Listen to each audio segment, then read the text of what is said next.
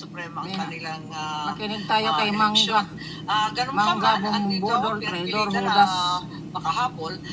Unang-una, tulad ni ex-Secretary Mark Villar, pinagpipilitan ko, alam na ni Secretary Bunuan ito, itong master plan, hindi naman tayo nag-uumpisa sa wala. Kasama po kayo noong 1978 dun sa Metro Manila Flood Control.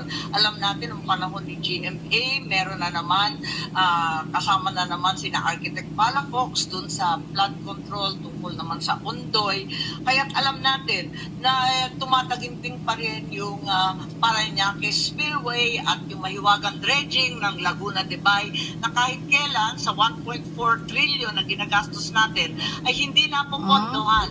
Ang laki ng aking inggit sa iba't ibang bansa na kalapit natin sa climate change efforts nila na pangkalahatan ng Singapore na meron ng barrage, meron pa silang Long Island Plan at meron naman ang Malaysia, ililipat ng buo ang kanilang capital na forever flooding sa Putrajaya, bagong lungsod.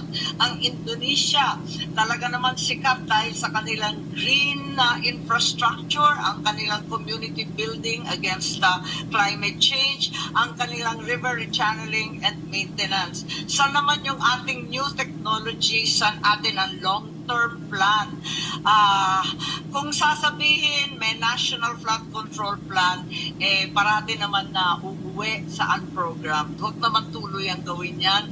Nakikita naman natin at siguro kailangan pansinin, ikalawa, ang National Flood Control Budget nag-umpisa sa 2025 sa 368 billion, nakita naman natin sa 2026 275 billion na lamang.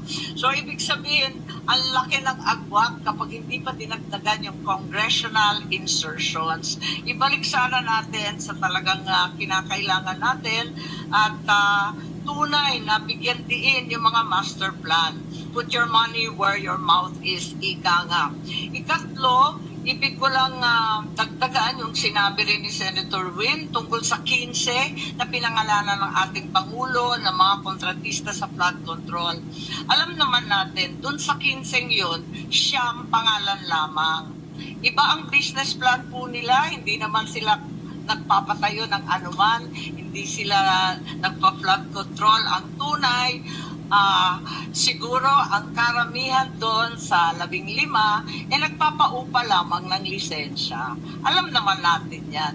Hindi naman sila totoo o tapat na kontraktor, kundi talagang merong mga AAA, quadruple A na mga lisensya. Tapos, for a fee, pwede mong hiramin.